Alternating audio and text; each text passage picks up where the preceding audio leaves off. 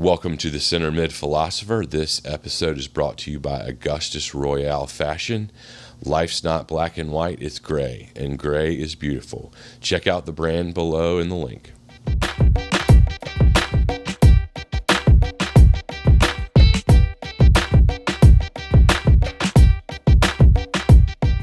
All right, welcome, ladies and gentlemen, to the first episode of the Center Mid Philosopher. My name's Matt Healy, and this is a show based around the world of soccer across the globe, as well as here domestically in America. Every week we will feature a guest, some of which I used to play with, some of which I didn't, fans, friends, all different sorts of folks, but all centered around the topic of soccer. And, you know, the passion behind the show is that I am a lifelong fan and player of the beautiful game, and it has come to shape how I view the world in a lot of ways. And I'm a lifelong center mid. And if any of you are familiar with soccer, you know, I've romanticized that position because, you know, it's not enough to just keep possession and just kind of be out there. You got to really impact the game. You got to put it on net. You got to set up others for success. You got to defend. You got to be a leader. And that's come to shape how I view business, relationships, art, science, you know, is to have a positive impact in the world and try to be a good person and take risks, give it a go. Each week we will talk to the guests about what's going on in the world of soccer today and in the near future. And then we'll learn a little bit about their playing history and get some great stories and how soccer has had an influence over their lives.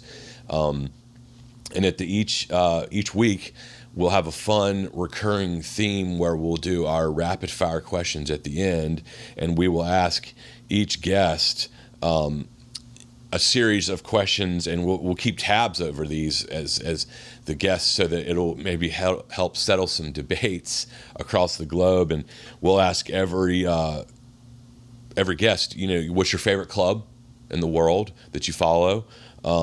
Messi or Ronaldo? Messi or Maradona? Ronaldo or Ronaldo, as in Cristiano versus Il Fenomeno? Donovan or Dempsey? Favorite player of all time? Favorite center mid of all time? And to name their perfect 11 from any era. So we'll also ask every guest their favorite jersey of all time, because as you can see, I'm a bit of a jersey collector, much to the chagrin of my wife. I have to store these in the basement. But so I'll, for fun, I'll go ahead and give my, so Messi or Ronaldo, man, this one's a tough one, but I got to go Ronaldo, actually. I'm a Ronaldo guy. Interesting. Yeah. I mean, listen, Messi is arguably the best player of all time, but I'm a Ronaldo guy. I don't know why. If I got to take anyone into the foxhole with me and get it in the goal, I'm going Ronaldo in the big game. I kind of lean that way too, Matt. My thing is, I think you can put Ronaldo on any team and he would have success. I think with Messi, although maybe that level a skosh higher at the highest of highs, I think the team has to be built around and accommodate him. Yep. Where I think Ronaldo's plug and play. That's my well, it's thought very on it. Barca-centric with Messi. And now, of course, I know that I'm very cognizant that when we start tallying these of the many guests, I'm probably going to be on Messi's probably going to win that one. But still, you know, and he may have solidified it with the most recent World Cup victory, but I still think it's a debate that's fun to have.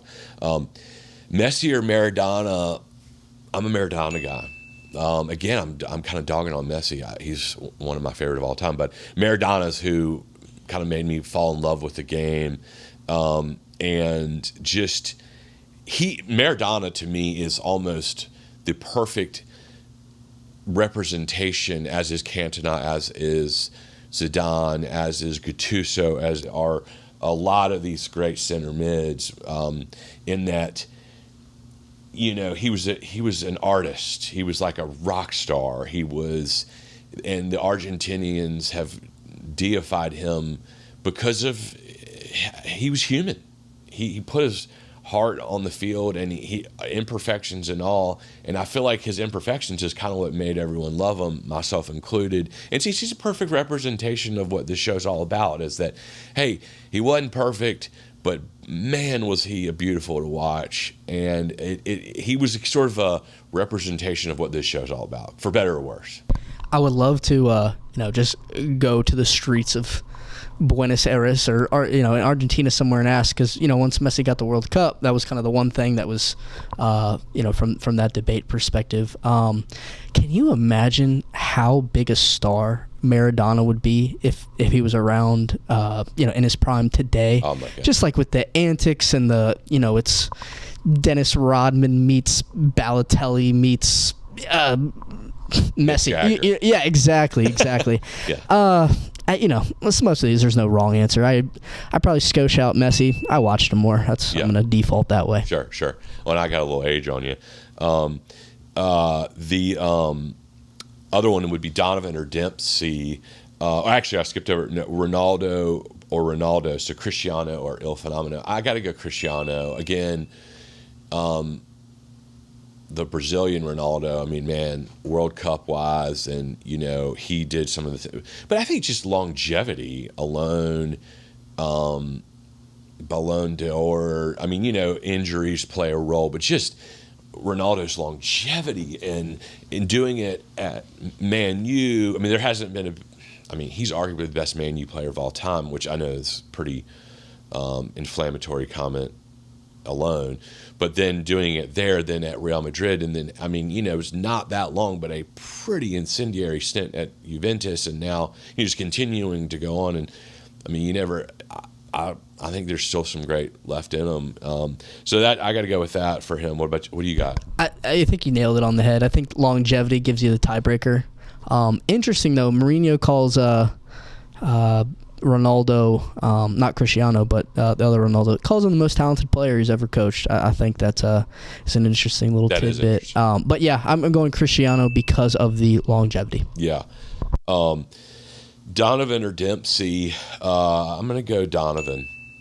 Even though I love Dempsey and I feel like he's more my guy, more playing style wise, I think Donovan clutch moments. I think I got to lean Donovan. But who you got? Man, that's close. So it's probably not his fault. And, it's probably some marketing thing. He probably didn't even think 2 cents about it. But with Landon Donovan, when we didn't make the World Cup, he was on this promotion that was like, Mexico is my other team. Oh, do you remember? And I'm just like, that just like just ripped my heart out. I remember that. And again, he probably didn't think about it for more than 30 seconds. I'm probably going Donovan too, but man, that one's close. Yep. That one's close. Tough. Favorite player of all time? I'm going to go Cantona. Because, again, a lot of these things are all about timing in life. And so Maradona is kind of what made me really start becoming fascinated with soccer. But Cantona was a little bit later and more in my formative years is when I really that's when I started to really play a lot. And he was a player I really tried to emulate. Not kicking fans in the head, but in terms of being a charismatic center mid, risk taker, leader, and I don't know. I'm just always kind of a Cantona guy. How about you? If you asked me like maybe 8 years ago, I'd probably lean Zidane or Ronaldinho. I feel like Ronaldinho made me fall in love with the game, sure. But De Bruyne. I'm the biggest Kevin De Bruyne fan. I love that. Just watching him play, the passes he sees, I could keep on going. But gun to my head, I think I go De Bruyne. That's a killer choice, and he is one of my favorites now too. And I'm who I watch. I'm so player driven. Anytime he's on, I watch. And I remember years ago when Belgium was playing, and Eden Hazard and Lukaku and all these guys were getting all this hype. And I felt like no one was talking about De Bruyne back then. I was like, this guy's far and away the best player on the court, on the field. And so I love that choice. Favorite center mid of all time. So I'm kind of going to contradict myself because I just said Cantona, but favorite center mid, like just the true embodiment of everything a center mid should be, and all the weird, mercurial, enigmatic ways of him is Zidane. I mean, he just was poetry in motion, and just man, what a thrill to watch. And so yeah, I would say my favorite center mid of all time has got to be Zidane. I'm right there with you. You know, he makes it's beautiful to watch people that make the game look very easy. Mm-hmm. Like, you know, casual just watching, you know, I don't think they know exactly what goes into it, but man, the grace, just he could do it all, right? Like he could play the 10, the 8, the 6, be the best in the world at it. I tend to agree with you. I think that would be my selection as well. Nice, solid. So my perfect 11 of all time. So I'm gonna go. You want to go back and forth? You want to do the defenders? I'll do my defenders, and we can just yeah. Sure, let's do that. Love it. Yeah. So I'll do goalie. Start. So my goalie would be Peter Schmeichel from the Great Dane, and of all those great glory years of Ferguson at Man U. He'd be my goalie. How about you? I went Buffon. Just longevity. I mean, you know, again, yeah, there's no wrong answers here, but I think smoothest, longest, you know, success internationally, club level. That'd probably be my pick. Yeah, that's probably the most correct answer to that question. Iker Casillas could probably be up there as well in terms of that. Just in terms of like career. And again, you talk about longevity. Buffon, there's no topping that. Defenders, so I'll name my back line. I'm going to go Stuart Pearce at center back, actually, Psycho, as they called him. Just happened to hit that guy at the right point in my life when I was becoming a testosterone-filled teenager, and he would bite your ear off quite literally in those crazy years of England with Gascoigne and Ian Wright and you know, Bruce, but yeah, he was just a maniac and was also really, really good. Then, you know, quite possibly my favorite player of all time, even regardless of position, left back Paolo Maldini. You know, he went up against the best and shut him down. And I don't know, 25 some years at AC Milan, just the epitome of Italian defender. And then I'll go kind of an atypical choice for right back, even though it's kind of a bit of a loophole because technically he did used to play right back quite a bit, especially for France, would be Franck Ribéry. Sort of just talk about electric, pace, tough, just loved everything about him, and he's just kind of a deep cut favorite of mine. How about you? Yeah, good selections there. So we have the same left back. Yeah. I had Maldini as well. By the way, I was working on this last night. This is next to impossible. Oh, yeah. This is so hard. This is so hard to pick. Oh, yeah. So I got Maldini. Funny enough, I think center backs were the hardest position for me. Yeah. I went with Puyol. Sure. You know, I just think epitomizes the leader. Mm-hmm. Crazy man, you know, shoot. Him flying at you has got to make you feel some type of way. Yep. So I went Puyol. And then that second center back, I mean, there's so many names that are just exquisite players. But I went Sergio Ramos. Sure. Again, I think the success that he's had, I probably watched him the most. Yep. So I kind of lean that way. Yep. And then that last outside back position, I went Lahm. From Bayern and all his days.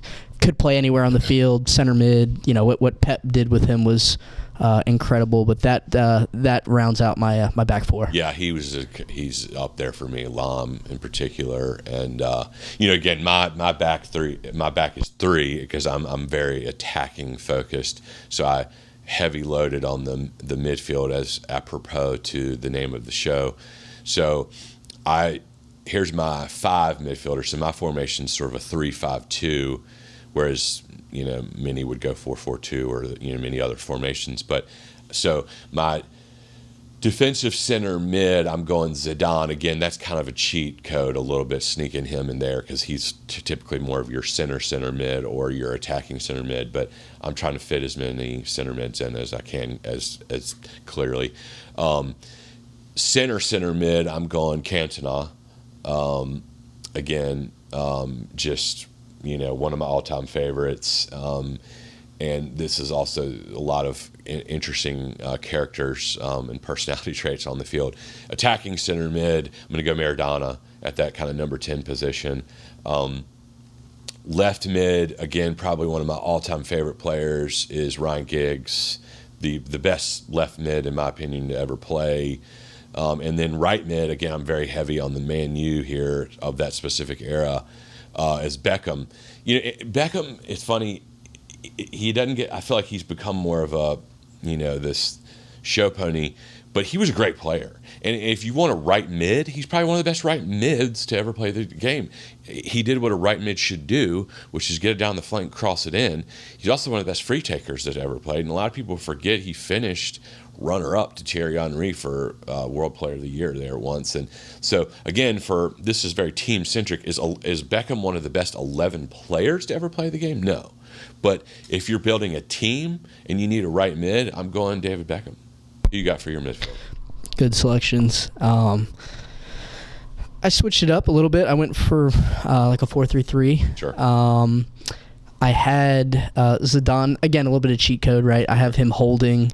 He'd get more forward, obviously. But I stuck him at CDM. Makaleli, I was like so close to putting him instead, but how do you not have Zidane in your team? Like you said, cheat code.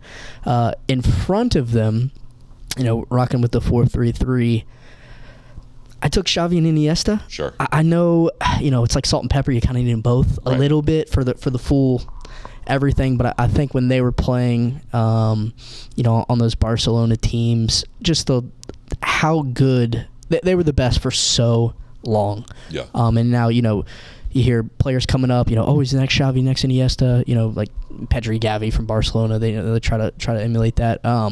But them together, that kind of rounds out my three. Yeah, those two in tandem are arguably the best center midfield tandem of all time. I mean, Modric, Cruz are certainly up there, and there's some others as well. But it's pretty tough to beat Xavi and Iniesta. So yeah, again, unfortunately, I wish I could squeeze some more players in, but I'm only got two left for up top. So I'm going to go Lionel Messi and Cristiano Ronaldo at the top. It kills me. I literally almost lost sleep last night that I wasn't able to get Dennis Bergkamp in there somehow, because he's another all-time favorite, and I'm sort of cheating by even mentioning him. But here I am. But yeah, I got to go Messi or Ronaldo up top. Talk about a frightening front two. Yeah. I went with Messi out on a wing, Ronaldo on the other wing, and then I went with Fenomeno Ronaldo in the middle.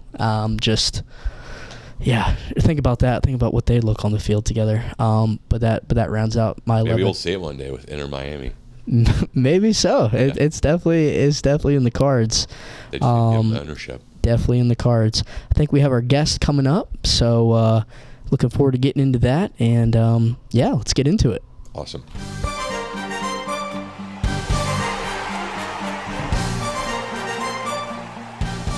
Well, folks, let me thank Eddie Robinson, old friend, old teammate, guy. I've played with some incredible players, some of the best in the country.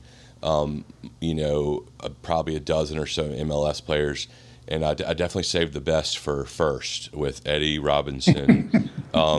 Without question, the best I ever shared the field with.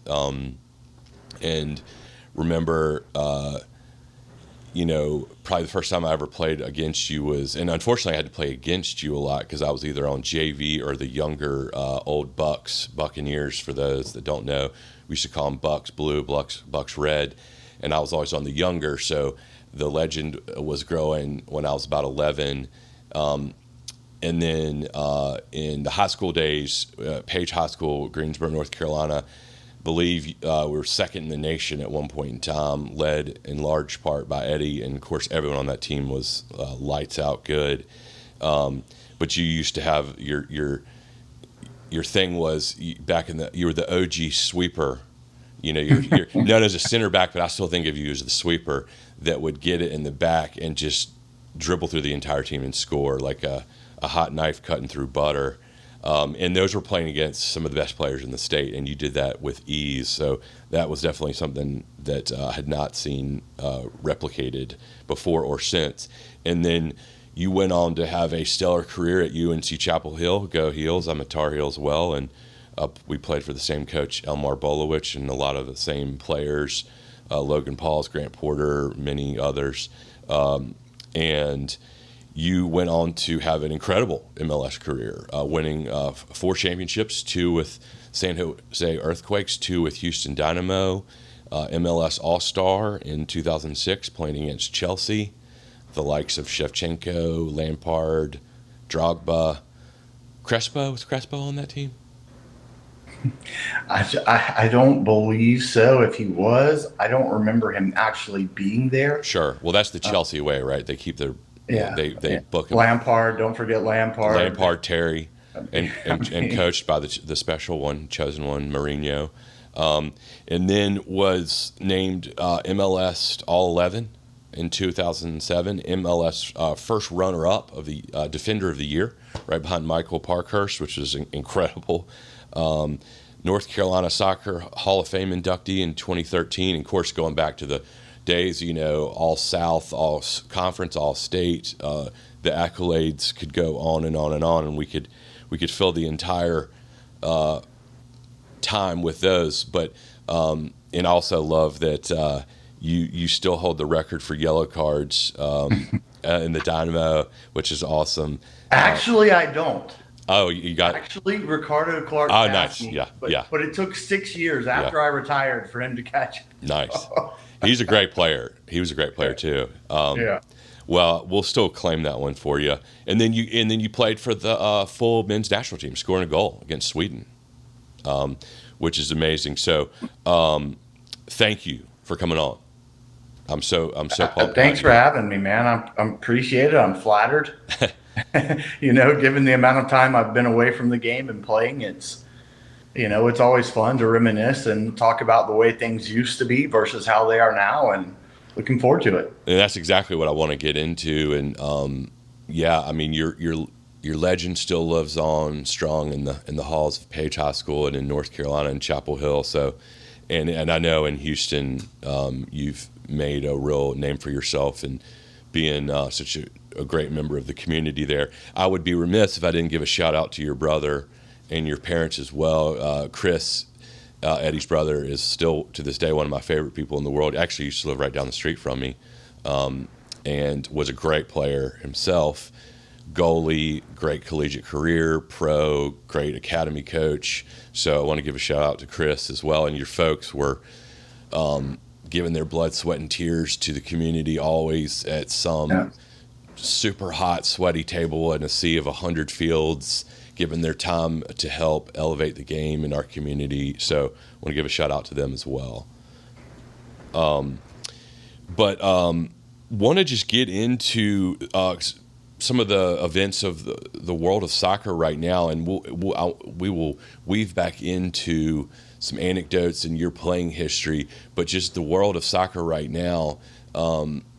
U.S. soccer team, getting right into it. Who do you think should be the next head men's national coach for the U.S. team? That's a tough one. I mean, everybody wants a big European name. Can the U.S. afford it? Most likely. Mm-hmm. Is it more attractive to, let's say, a Jose Mourinho or someone like that now than it was 10 years ago? Absolutely. But it takes a very special individual to understand the mentality of the American player, because it's still not what it is overseas. Right. These kids in the United States, they are coddled and they are praised even to this day. It was worse years ago, but it's still the case now, where if they're not front and center getting a pat on the back for everything they do, they have a tough time mentally. And that's not something that these big time international coaches are going to do. So you're going to have to find someone and this is maybe where Greg Berhalter faltered a little bit, because once he left the University of North Carolina, Yep. another Tar Heel, That's right. he went overseas and played in Germany. And I mean, outside of Eastern Europe, I mean, the mentality in Germany is you either make it or you don't. Nobody cares about your feelings. No, yeah, You got to win games. as Nobody evidenced cares. by Elmar, right?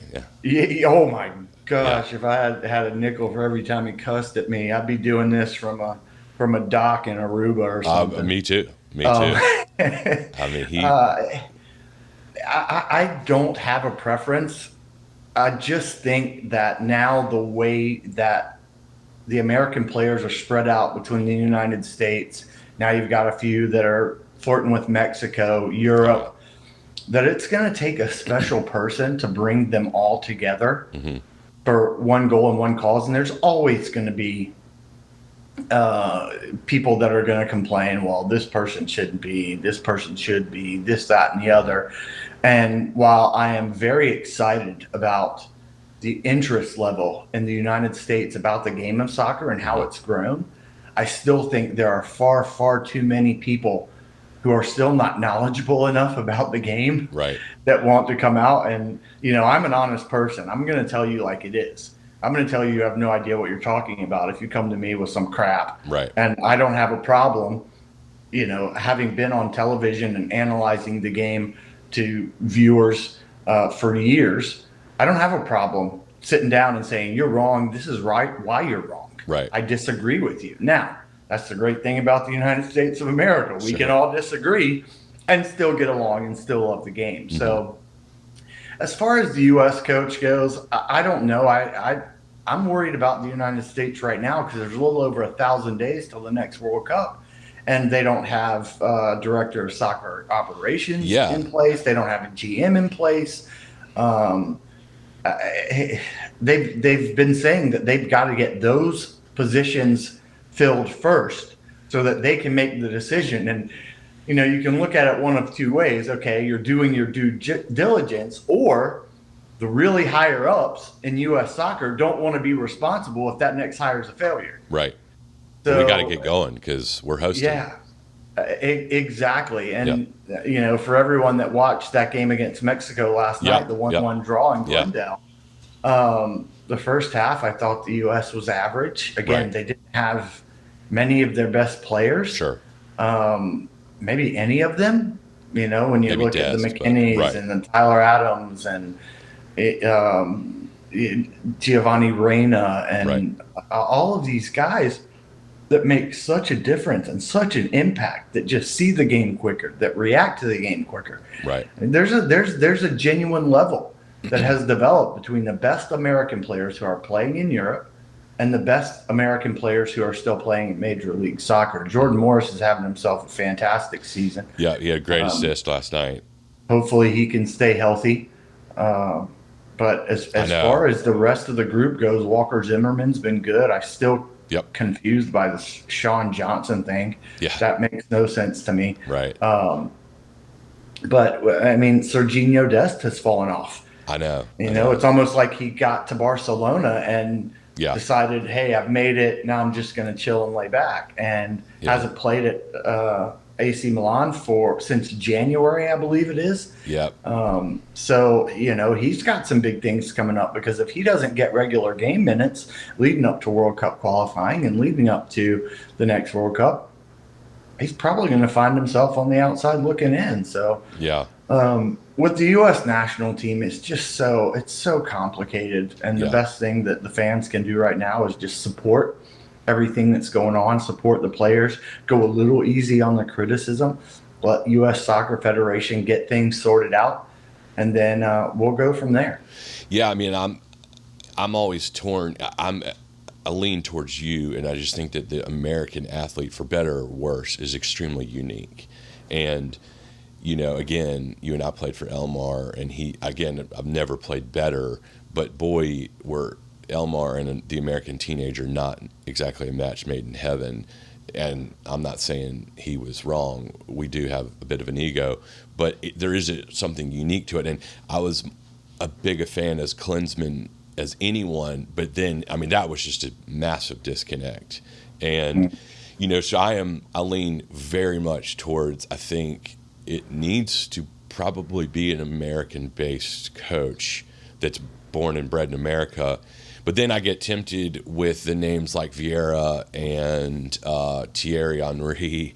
Then I get excited again, and am I making the same thought mistake where with Klinsmann? Is that, what do you have? You have any thoughts on those two guys? Or I mean, I think that their futures, any coaching that Thierry Henry does will be in Europe from here, at least for the foreseeable future. I mean, he's got a great gig doing the television pregame shows and postgame shows with CBS for Champions League. Yep.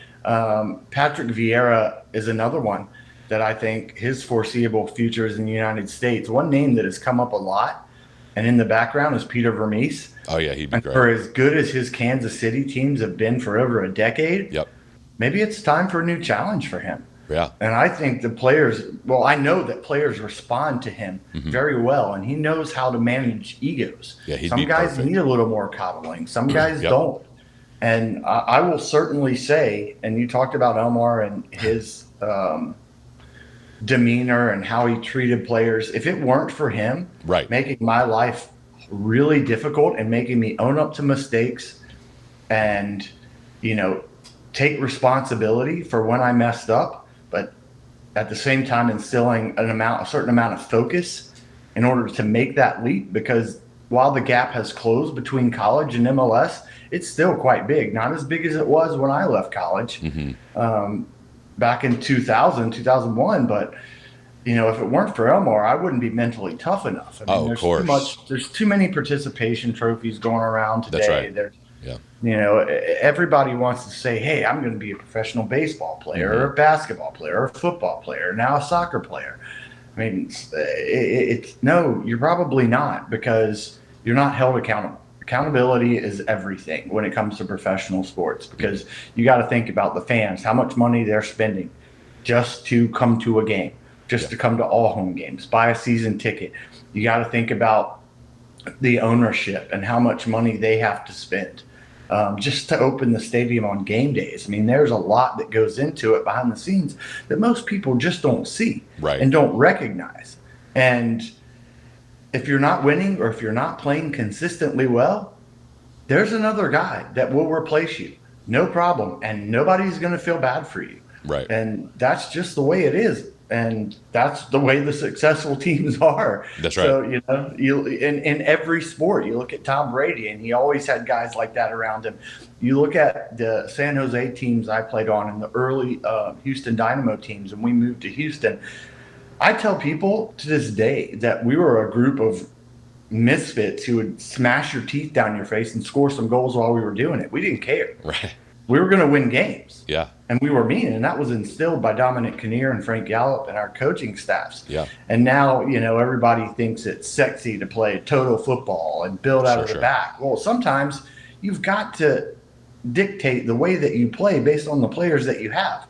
There are different ways to be successful in soccer at every single level. That's right. Now, in a perfect world, starting at 8 years old, kids are learning the fundamentals of building out of the back, of 1 and 2 touch, and all of these things that are so important as you get older. Speed of play, counterattacking, being compact defensively, all of these different principles. But it's still, you think about it, how old is baseball in the United States? It started in the late 1800s. Right. So, soccer really only probably caught on back in, the late 90s, early 2000s. Yeah, we were on the forefront. It really of that. started. And back then it was the kids that were interested in the game saying, Mom and Dad, take me to the game. Now, as that generation has grown up, now it's mom and dad saying, hey, son, daughter, come with me to the game. Right. I want to get you involved with this passion that I have. But we're still years and years, decades maybe even, from getting to that point. So it's so nuanced, and there's so many small factors that play into everything that you have to be able to adapt. You have to be willing to adapt. It can't just be my way or the highway. And that's the way it was with Jurgen Klinsmann. You see that, you saw that with Thomas Tuchel. You still see it today. He's struggling at Bayern Munich. Oh, yeah. It's, you start to look at who are the successful coaches in European soccer. Well, they're willing to adapt and to whatever circumstances they need to for their teams to be successful. Diego Simeone, when you look at Atletico Madrid in the time that he's been there, he completely turned that around. Absolutely. In Europe, what's guaranteed death taxes in a Spanish team in the UEFA Europa League finals, right? With the exception of Real Madrid or Barcelona, who are always, near or at the semifinals or finals of the Champions League. But a lot of the coaches and the successful coaches are willing to adapt. And you see that now, the younger coaches and the younger generation, they're willing to do that. Julian Nagelsmann, I was shocked when he got fired from Bayern Munich. That was a complete shock to me because it wasn't like he wasn't doing well. Right. So I was a bit surprised there. He's just chilling. He's got a guaranteed contract for a few more years, and anybody that wants him is going to have to spend a boatload. It doesn't seem like Todd Bowley has a problem doing that at Chelsea, but there's more to it with Chelsea, and that's a whole nother story. That's right. Did you need something? Yeah, I just wanted to chime in real quick. So we don't want to give Bruce Arena a third shot at it. Are we good on that? I don't think Bruce wants one, to be honest. I think Bruce is very content now. Yeah, no. I think he's content. I think he played his part, and we needed that. We needed a personality like Bruce Arena. Sure. The players loved him. Behind the scenes, the guys loved him. He would joke around, in meal rooms and stuff. He seemed like great. the players coach, if you will, just outside looking in. But I'm gonna throw a name out, probably a little hotter name. Say 6 months ago or so, not the most successful stint at Leeds, but I think Jesse Marsch needs to get some consideration. Yeah, for sure. Proven in Europe, good style of play, obviously has an affinity for a lot of the guys, a lot of the same guys, but that's one I would throw out. And we talked about Dest earlier. I think it's pretty clear that Dest and Pulisic need to move pretty bad this summer to kind of propel their games forward. But I just want to chime in real quick. Oh, absolutely. Eddie, I want to, one of the things I want to hear some great stories about is, we're talking a lot about how, we were kind of at the infancy of soccer in America. And as you mentioned, we still sort of are, we're very much in the beginning of that. Like I watched the Man City Bayern game and Chelsea Real Madrid with my kids, and then we watched El Tráfico together as well. The LAFC LA Galaxy route, and I'm really trying to get them into MLS. But you were not on that very first class with Tab Ramos, Eric Winalda, Harks, and those guys with the MLS, but you were right there, like right behind it, as a pioneer of the MLS. And I've read stories about how just kind of punk rock it was back then, in that you're kind of building the airplane as you're flying it in those early days. And if you had any kind of stories to illustrate that, you hear stories of guys having to train on the side of a high school track, or that might be a little bit hyperbole, but and you touched on when you guys moved to Houston, how you guys literally went out and shook hands, kissed babies, did stuff in the community, and hey, come watch us play. Just kind of any anecdotes of the early days of the MLS, how you guys were really just fighting paycheck to paycheck to kind of where it is now with the operations in the soccer specific stadiums. And if you could share any kind of cool early days stories, and then kind of how you're seeing it progress today. Well, now if you're coming in from out of town, it's rare that you see guys playing professionally in their hometown. So you've got to find housing. Nowadays, the clubs are very, very good about helping players with that. When I was drafted to San Jose in 2001, there was another kid out of North Carolina who was actually a junior. So he left a year early. His name was Chris Carrieri. Oh, yeah. Was drafted to San Jose as well. And we were told, here's your paycheck. And you look at it and you're like, that's it? Okay, well, I love this game, so I'm going to do it anyway. now you got to find a place to live. Right. We each had a bedroom in a 4-bedroom home that was owned by a Filipino family. It was That's it was awesome. 2 daughters and a mother. The mother had gone back to the Philippines. She was there for very long extended stays because her mother was a bit sick. Well, they had a huge family. If you know anything about the Filipino culture, they had a huge family. They get together whenever they can. They have barbecues. You know, I was told repeatedly, you want to work the grill, you can eat for free. Okay, no problem. They were great, but you know, living in San Jose in Silicon Valley in the early I mean, 2000s, I mean, that was the most expensive part of the country. yeah, yeah, You scrap to get can't by, and imagine. then you know, you get to the locker room on the first day, and the locker room is 2 double wide trailers attached with 8 showers, but only 2 of them had hot water. Wow, Um, and I then love it. in order to train, you had to get in the car and drive 25 minutes to a junior college. Yeah, And the rookies had to carry all the gear, balls, cones, bibs, mannequins, all of it. We had to carry it all. So I'd pile it all in the back of my trunk and drive to and from every day with wow, all the gear. So I had to be the first one there because the older guys were ready to get going as soon as they got out there, play a little 5v2 till the coaches got there and started training properly. hmm So that was tough, but we played on a small field at the University of San Jose State or San Jose State University, hmm whichever direction you want to say it. And that was a fortress for us. I mean, we I think it was the 2005 season. We went the entire season. We didn't lose a game at home. yep.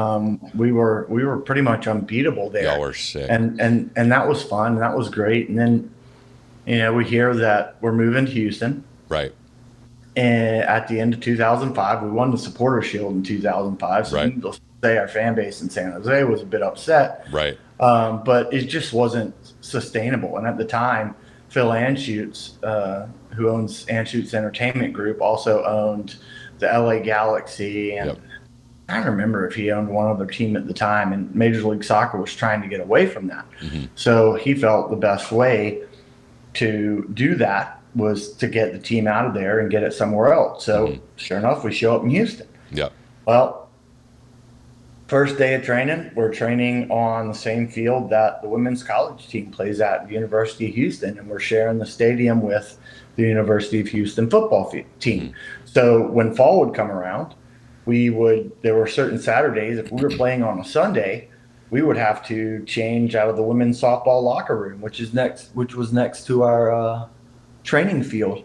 And you know, Sunday we'd walk into the locker room pregame, and there'd be dip spit and chaw spit all over the walls, and you know there were cats living in the ceilings, and it was an absolute crap hole, but it was our crap hole. Right. Our fans loved it, and we sold it out all the time. hmm And like you said, we were ambassadors of the sport to the community of Houston. And for as culturally diverse as it was, especially for you know the Hispanic and the Central American community, the African community, and you know even to this day, there's a lot of Scandinavians who work in oil and gas, and there's a Oh, cool. lot of headquarters, or at least North American headquarters, here inside of Houston. For them to get to see some actual decent soccer in the United States, who would have ever thought? hmm On top of the fact that these guys are personable, hmm and we were able to create bonds and relationships with people. So they're not just coming to the game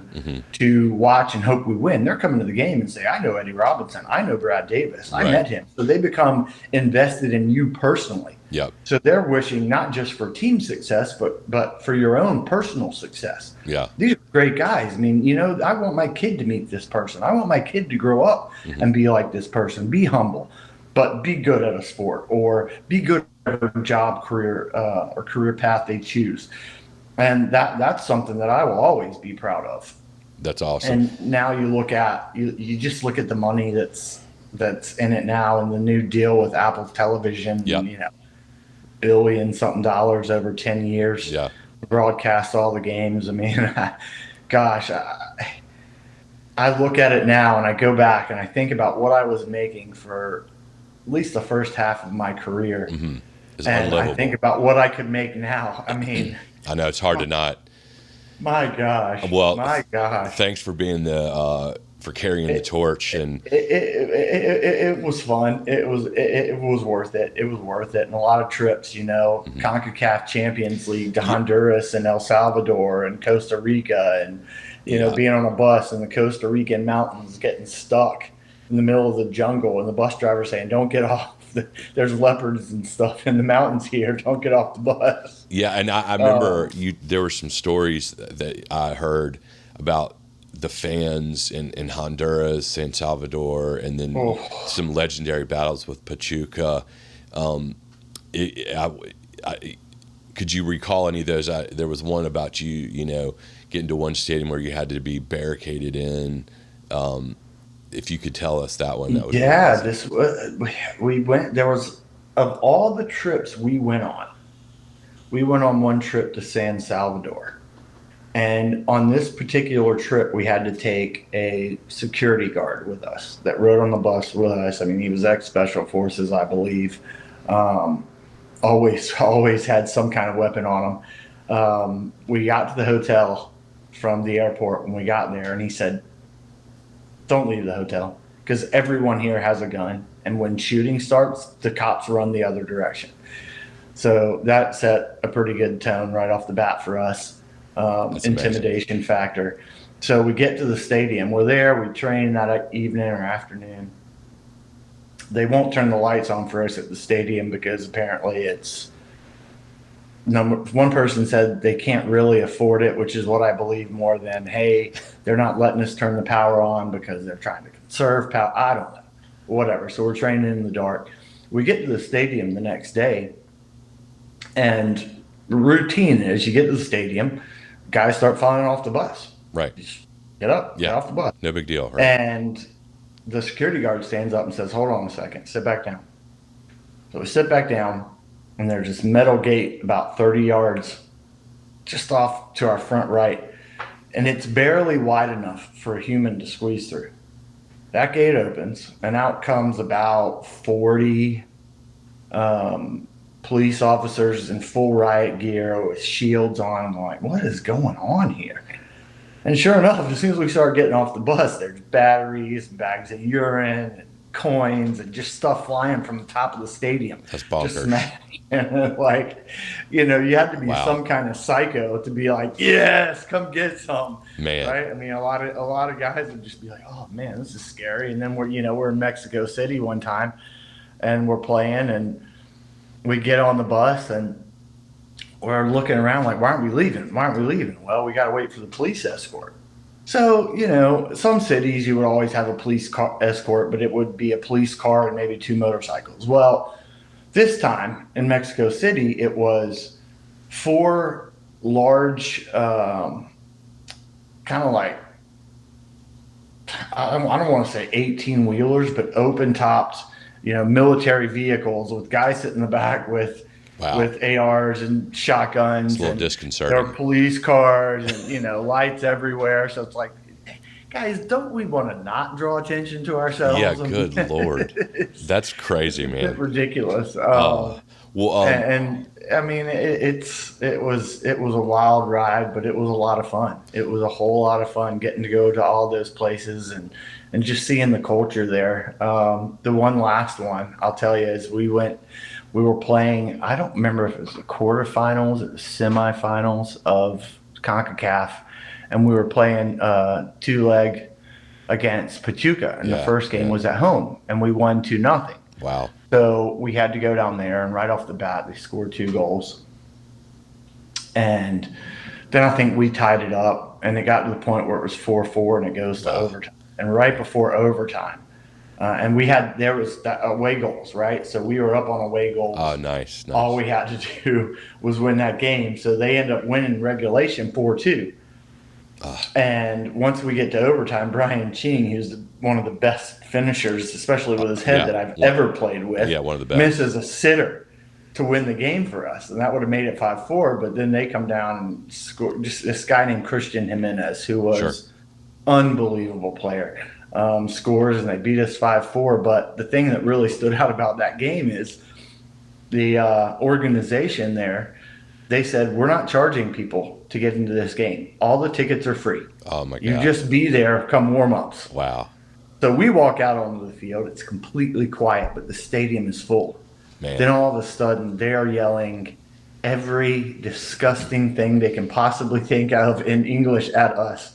And it was a bit intimidating. It was definitely a bit intimidating. And that, there's nothing that, anyone that lives in Mexico or south of Mexico hates more than losing to an American team in soccer, because that's the one thing that they've always had on us. That's right. The respect is finally starting to grow a little bit. Yeah. I think you saw it at the end of the game last night. Yeah. The United States versus Mexico. There's a little bit more respect Yep.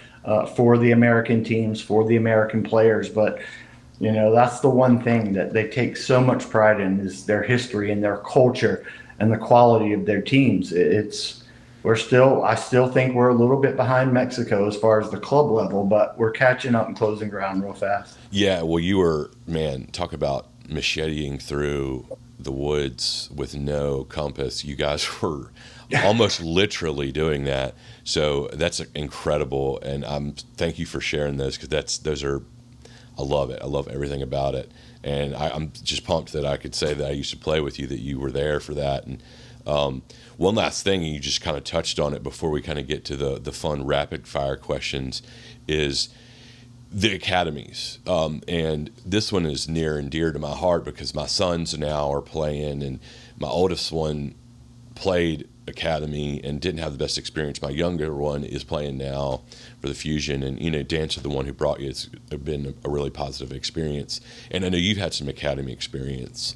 What are your thoughts on the current landscape of the academy system in America, and the ECNL meshed with that, and versus what we came up with the more classic club system? And a more pointed question for you on it is kind of get back to the original thing of like the U.S. coaches. I sometimes feel like we have over Europeanized the academy system maybe too far, in that we're forcing a lot of kids to pick soccer only really young, and therefore taking the American athlete out of the American athlete, which is that, as you've alluded to, we all used to play baseball, basketball, soccer, football, tennis. Or do you think, no, we're on the right path, this is how you got to do it? I just fear that sometimes for every Pulisic, you're going to lose 3 or 4 other great athletes, because they're going, well, I still want to continue to play baseball and basketball too. Because we're losing a lot of kids in that 4th, 5th, 6th grade, where it's like, all right, you're going to start practicing 3 or 4 days a week, and that's it. And I'm going through it right now. My son plays AAU basketball, and there's a kid that's a great athlete, and he's really being forced, do you want to play basketball or soccer, at like 4th or 5th grade? I just kind of wonder your thoughts on that. Like, do you prefer it the way it was when we were coming along, where you kind of made that choice a little bit later? Or you think, no, that's how we got to do it to compete, internationally? Or do you prefer a little bit more of a hybrid? Well, this is where I really do believe that the parents have to be more involved in helping the kids make those decisions. Yep. Because if you look, I would have given anything to get up 5 days a week, go to school early in the morning, right next to the field that I train on, and train every single day. That's what they do everywhere else in the world. Right. Yeah, that's right. That's what they do. And, there's so many aspects to this. I believe that the American Academy system has gotten about as far as it's going to get without solidarity payments. And for those that aren't familiar with solidarity payments, these are payments that clubs make to smaller clubs. So let's say you grew up in Greensboro and you played for the Buccaneers. Right. Well, if you were sold to Charlotte, let's start off with a team in Norway. Oh, sure. You played 3 years in Norway. Well, they're going to pay the team that you grew up, that developed you, a certain amount of money, a certain percentage. And then let's say Borussia Dortmund comes in and buys you for $20 million. Well, your youth club is going to get a portion of that transfer fee. And in the United States, there are issues regarding child labor laws that the U.S. Soccer Federation is trying to work out. We've seen numerous Weston McKinney. lawsuits in the United States in the recent years with DeAndre Yedlin and Clint Dempsey and some of these other guys that went to Europe. And nobody got until anything. that happens, you could have the best team in the state, the best academy team in the Southeast. Let's say it's Atlanta United or Miami FC or Houston Dynamo. Right now, it's probably still FC Dallas. Right. Or you look at what Philadelphia Union has done. I mean, they've constantly got teenagers in their lineup. Oh yeah. And there's a smaller club, and this kid who's the best player in that small club, his dad's the coach. So he's got to play for that team, where he would be much more benefited by going to this larger club. There's not a lot of cooperation because his dad knows that if he wants to continue to make a paycheck, he's got to win games. The parents aren't going to be happy if he doesn't. And the fact that his son scores a hat trick every game, well, then he's going to keep his job. That's right. Now, if solidarity payments come into the mix, all of a sudden, Philadelphia Union say, we're going to give you $250,000. You can put that back into your development program, and all of a sudden, changes the tune a little bit. Absolutely. Yeah, I'm with you. I really do 100%. believe that until that becomes standard and norm, there's always going to be this infighting with the different leagues around the United States and youth. And you mentioned it, ECNL, US Youth Soccer, the US Soccer Federation, all of these different ones vying to be the best. And then you've got the academies that have come in, and I know that the Dynamo Academy was not welcomed when they came in with all the good teams and good clubs in Houston. They didn't want to lose their players. No, and there's a geographical challenge as well in America that's not as much there, especially in Europe, and in that, like, we have to do that solidarity payment thing because, I mean, there just aren't but so many places that people can get to play for those academies. So they really have to be incentivized. In fact, a guy that babysits for our sons, actually is Adam Duggins' son. He's a killer goalie, and I was saying, where are you going to go to high school? You can go to Page. And he's like, I'm actually might move to Charlotte, play for Charlotte FC. I was like, wow, man, like, this is cool. This is happening. But that's sort of doable. But what about what about the athlete in middle of nowhere for West Virginia or South Carolina that's a 6-hour trip to the MLS Academy team? Without that solidarity payment, you're the amount of athletes that we're probably getting 3%, or maybe a little more than that. But we need to open the floodgates so that all the best of the best of the best can get there and are motivated to do so. And I think the solidarity payments is a big thing.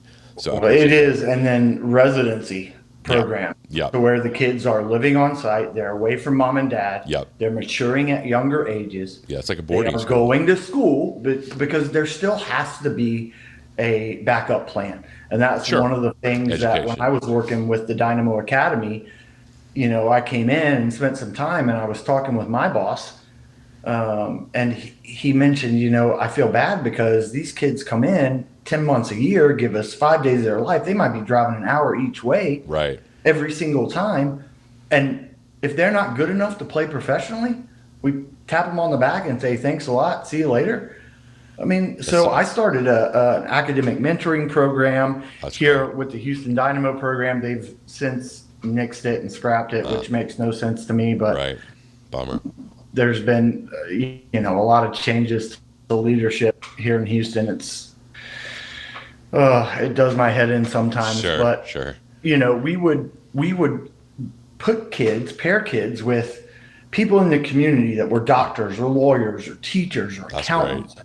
People that had knowledge and background that would help these kids pick their classes based on what they could see themselves doing if it wasn't soccer, and setting up SAT prep tests and prep classes and taking the SATs and applying for financial aid and all of these things that would become so important, because we were lucky if there were 2 guys that even got trained with the Dynamo back then. It's still pretty rough and tumble now, but you look at teams like FC Dallas, you look at teams like Salt Lake, who has their residency program, the Philadelphia Union, are doing a fantastic job. Yeah, The LA Galaxy, all of these clubs now that are really focused on that youth element and developing players, because it's a huge thing that a lot of people don't understand, is that if you bring up a player from your academy, you can sign him to a 3-year contract and he's not going to hit any cap space. Mm-hmm. Yeah. Right? So you can pay him 150 grand, 200 a year, and that doesn't come away from your salary cap. So you can afford to get the better players, and you can mesh and mingle and figure out how to be the best team possible, but still keep some homegrown talent in there. Mm-hmm. And that's a problem for a lot of MLS teams still. Well, I love that, and that's tons of great ideas, and you gave me exactly what I wanted there. I mean, I'm with you all the way, and I mean that there's probably not a thing I'm more passionate about than getting the best talent we can in soccer. I mean, I literally, even on my son plays AAU, I'm out there recruiting some of those kids, being like, hey, I'm not saying don't play basketball. I'm saying just play soccer too. You know, like we got to get more. We got to open the floodgates. We got to start thinking creatively. And well, hey, I want to jump to the fun rapid fire. We could talk for days, and I wish we could. But want to get to the fun rapid fire questions. So first, outside of the MLS, who's your favorite club that you follow?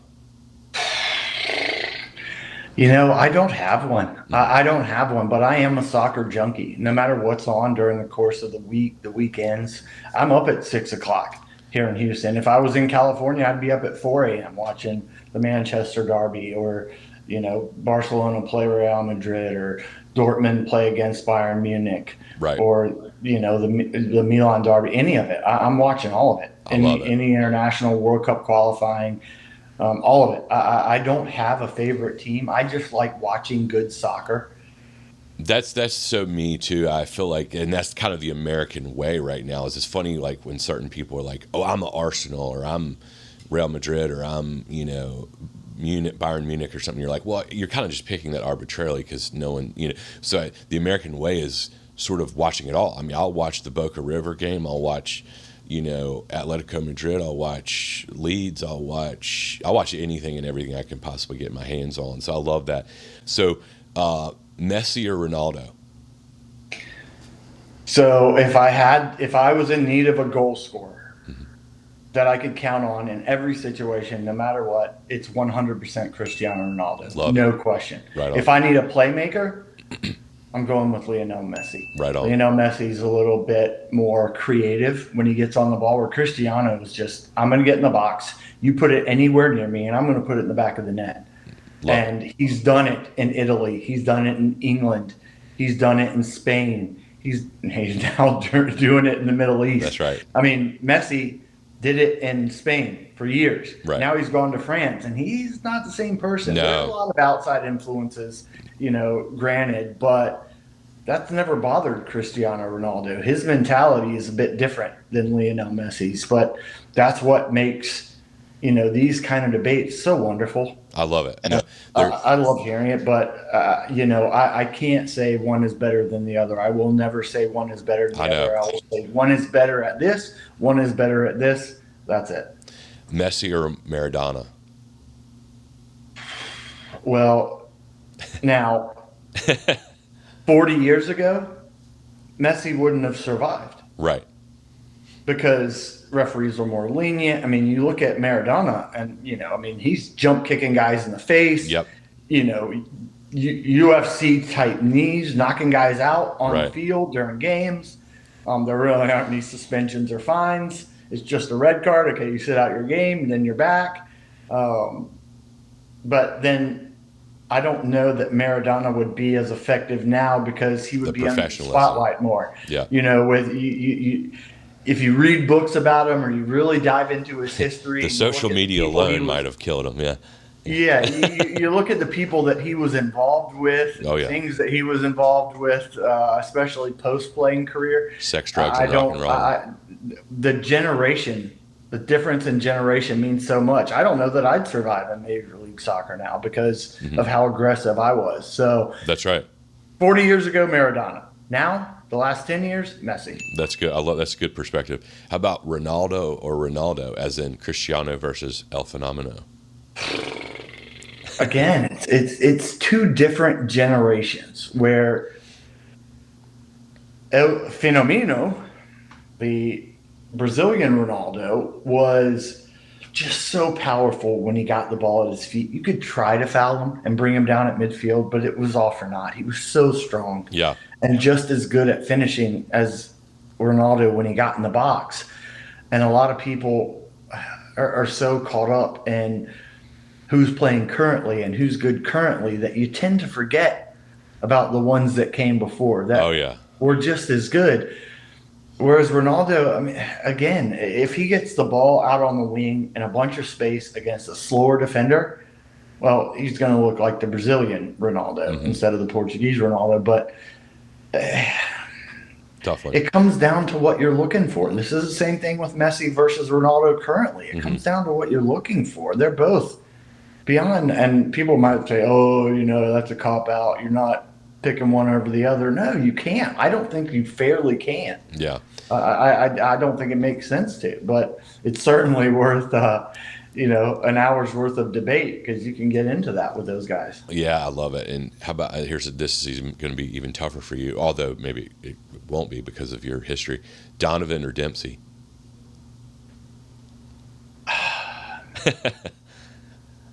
Landon. Got it, right? Yeah. That's for me. But and you played with him, right? I mean, y'all are buds, right? Yeah. Landon was just always even keel, level-headed, showed up when you needed him. Clint was very mercurial, very creative. He would do things and try things that you never expected. Yep. And a lot of times it would come off. But, he was similar to me in that he could lose his temper really quickly. That red mist could come down and you might lose him for 20 or 30 minutes, which is a valuable asset as well. What you give any thought into your perfect 11? So for the listeners and watchers, this is name, if you could create any perfect 11 lineup from any era, any team, what would it be? So I wrote this down and I scribbled a few out and I wrote it down and I kind of settled on. I can't wait to hear it. I saw the one that you guys sent yesterday. Yeah, that was a lot of more attacking. Recent players where I'm old enough and to remember some of the older players, Lev Yashin in goal. I mean, this is the only goalkeeper to have ever won the Ballon d'Or. Nice. I mean, love it. Russian guy, crazy as all get out, but so good. Across the back, Paolo Maldini at left back. Can't go. Yeah. You can't go wrong there. Franz Beckenbauer. Yep. Love it. And Carlos Puyol. Puyol was the epitome of a captain and a leader and someone that you could always count on. Yep. At right back, it's got to be Dani Alves because of his ability not just to defend 1v1, but to get forward. Yep. And then I would throw Messi out on that left wing because Maldini doesn't need to attack. That was never his thing. So you got Messi out in that wide area. And in the middle, Maradona at 10, Zidane at 8, and you have to have a pit bull. Yep. Who's the ultimate pit bull? Gattuso. I love it. I knew you were going to say that. Yes. You got to have one guy. I love that.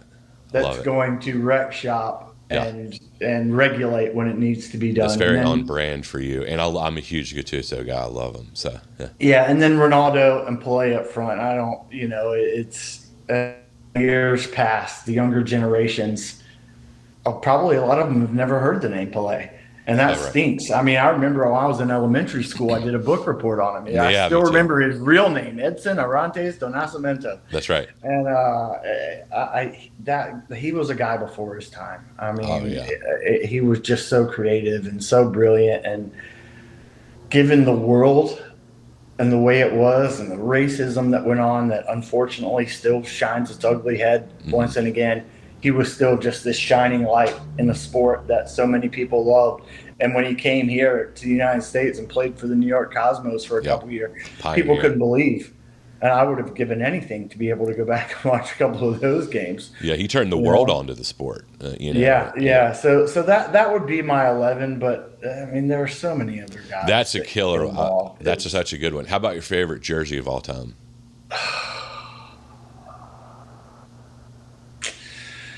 My favorite jersey is probably the classic Real Madrid white, the full white kit. Nice. I mean, Right on. that just instills fear in opponents. And very timely as well, right? Yeah. It's never gotten old. It's always been there, and it always will be. That's right. I love it. Well, Eddie, I think we're running out to this. Sand glass is running out. Thank you again profusely so much, man. I really appreciate it. I owe you big time. And again, wanted to just close with Eddie Robinson, the man, the myth, the legend. Best I've ever traded dirt with. And it was an honor and a pleasure. And best to you and your family. And give me a holler next time you're in G-Borough. Yes, sir. I will do it. Thanks a lot, Zach. I appreciate it. Grateful to be on. Grateful to share my stories. Glad you're doing this, putting yourself out there. It's awesome, man. Thank you. Thanks, so Eddie. much, man. Really appreciate it, man. Right. Thanks for coming on. Thanks, boss. All right. See you, All buddy. Right, Later. All right, everybody. Thanks so much for listening in. Thank you, Eddie Robinson, so much for your time. Don't forget to follow me on Instagram at the Center Mid Philosopher. Like the channel on Spotify, Apple Podcast, YouTube. Subscribe, forward to your friends, and please make comments and questions, and even more so, send me great guest ideas, because I would love to talk to anyone and everyone out there that would love to talk about the world of soccer and their experiences in the beautiful game.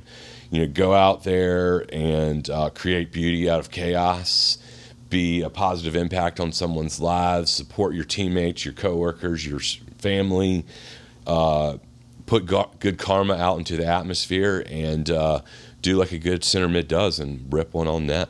Thanks, guys.